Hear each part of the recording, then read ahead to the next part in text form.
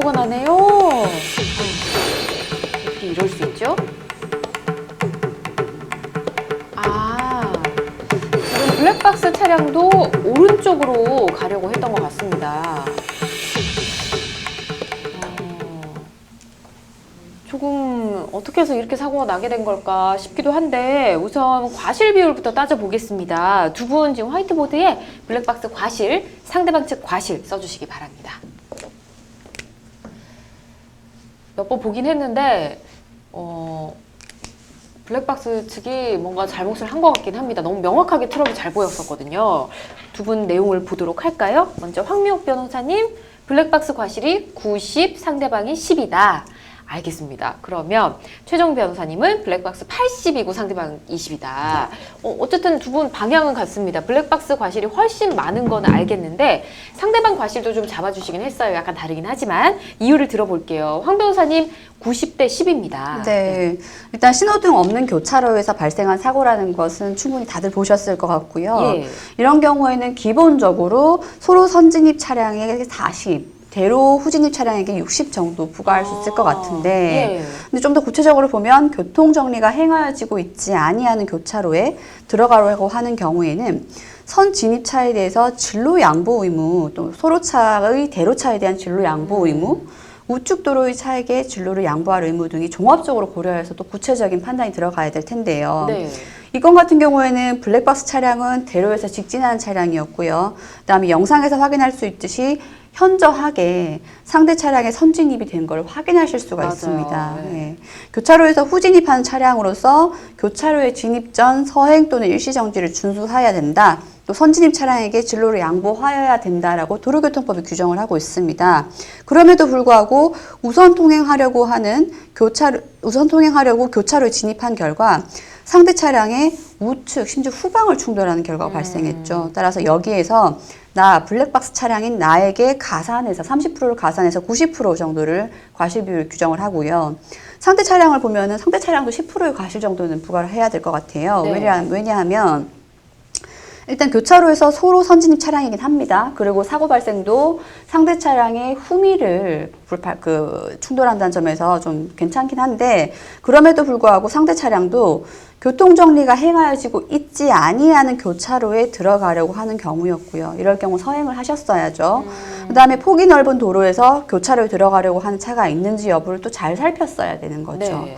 그런 부분이 좀 미진했다, 부족했다라고 본다면은 상대 차량에게도 10% 정도의 과실 비율은 부과를 하는 게 맞을 것 같습니다. 그렇군요. 알겠습니다. 10%를 준 이유, 이렇게 비율에 대해서 말씀해 주셨고요. 그러면 최 변호사님의 80대 20 의견을 또 들어볼까요? 예, 뭐 기본적으로 방금 전에 황미옥 변호사님께서 말씀하셨던 내용이랑 거의 동일한 입장이에요. 네. 그런데 지금 이 아까 흰색 트럭이었나요? 그 네. 흰색 트럭이 이제 왼쪽 그리고 저 블랙박스 차량이 오른쪽이잖아요. 예. 그러니까 보통 이제 도로교통법 26조 3항 보면은 오른쪽 차한테 이제 통행 우선권이 있어요. 네. 근데 이제 도로교통법 26조 1항에는 그 오른쪽 차한테 통행 우선권이 있다라고 하더라도 선진입을 했으면 선진입차가 우선이라고 하는 거거든요. 예. 그러면 지금 뭐 동시 진입인 경우에는 당연히 블랙박스 차량에게 우선권이 있겠죠. 통행 우선권이. 근데 지금 보면은 흰색 트럭이 선진입을 했잖아요. 네. 그러니까 선진입차가 흰색 트럭이 이제 그 통행 우선권이 있다라는 거예요.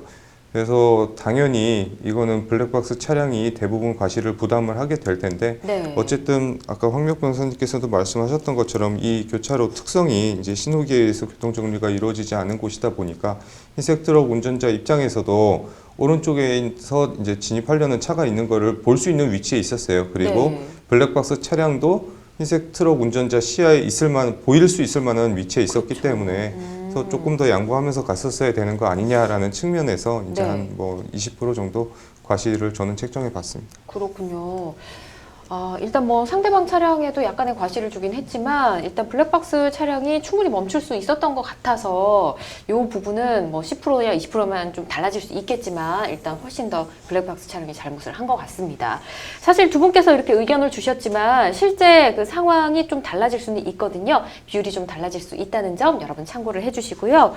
이번 영상에서 본 사고는 신호등이 없는 교차로에서 일어난 사고인데 사실 신호등이 있는데 비보호인 곳이 굉장히 많습니다. 그래서 비보호인 곳에서 좌회전을 하다가 만약에 사고가 나면 어떻게 뭐 보호를 받을 수 있는 방법이 좀 있습니까? 예, 일단 비보호 좌회전 구간을 좀 정의를 해야 될 것 같은데요. 예. 비보호 좌회전이라는 그런 거죠. 그러니까 좌회전 신호가 있을 경우, 그다음에 직진 신호에서 반대편에서 오는 차량이 없을 경우에 한해서 좌회전이 가능한 거고, 반면에 뭐 직진 신호에서 반대편에서 오는 차량이 있을 경우에는 안 되는 거죠. 그다음에 적색 신호인 경우에도 안 되는 거고 이렇게 되는 건데, 그 비보호 좌회전이라는 거는 알아서 좌회전을 하되 보호는 해주지 않겠다라는 거지 않습니까? 네. 그런 부분인 거고, 비보호 좌회전 구간에서 아까 말씀드린 것처럼 그 규정을 위반했다라고 하는 경우에는 가령 뭐 빨간색 적색 신호인데도 불구하고 좌회전했다라던가 상대 차량이 오고 있음에도 불구하고 준수를 하지 않아서 좌회전해버렸다, 이런 경우에는 신호 위반이고, 네. 과태료 벌점은 물론이거니와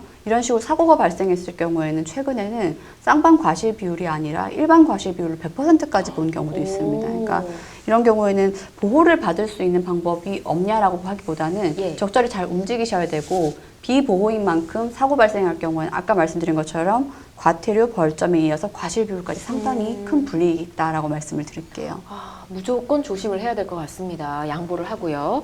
자, 그리고 늦은 심야 시간이나 뭐 새벽 시간에 운전을 하다 보면 갑자기 뭐 저는 이런 경우 있었거든요. 12시 땅 되니까 그 신호가 전멸 신호로 깜빡깜빡 바뀌더라고요. 네. 이런 거 아마 많이 보셨을 텐데 전멸 신호가 어떤 의미인지 좀 궁금하고 이럴 때는 어떻게 해야 되는지, 사고가 나면 어떻게 되는지 이것도 좀 알려주시면 좋을 것 같습니다. 그 적색 전멸등이 있고 황색 전멸등이 있어요. 그 네. 적색 전멸등 같은 경우에는 뭐 일단은 무조건 정지선이 있거나 뭐 횡단보도가 있거나 하면은 그 앞에 멈추라는 거예요. 일단은 그래서 멈추고. 적색 전멸등 같은 경우에는 멈추라는 거기 때문에 거기서 안 멈추고 지나가면은 그건 신호 위반이 되는 거고요. 황색 전멸등 같은 경우에는 뭐 정지할 것까지는 없지만 이제 예. 뭐 그 교차로나 앞에 이제 도로교통 상황을 보고 서행해서 가라는 의미거든요. 조심해서. 그러니까 이제 뭐 안 멈췄다라고 해서 그렇기 때문에 신호 위반은 아닌 거죠. 황색 전멸등인 경우에는. 네. 그래서 이제 적색 전멸등 같은 경우에는 말씀드렸던 것처럼 안 멈추고 가면은 신호 위반이기 때문에 안 멈추고 갔다가 만약에 사고가 발생했다라고 한다면 결국엔 뭐 거의 대부분의 과실을 부담하게 될 거예요. 그건 신호 위반이니까.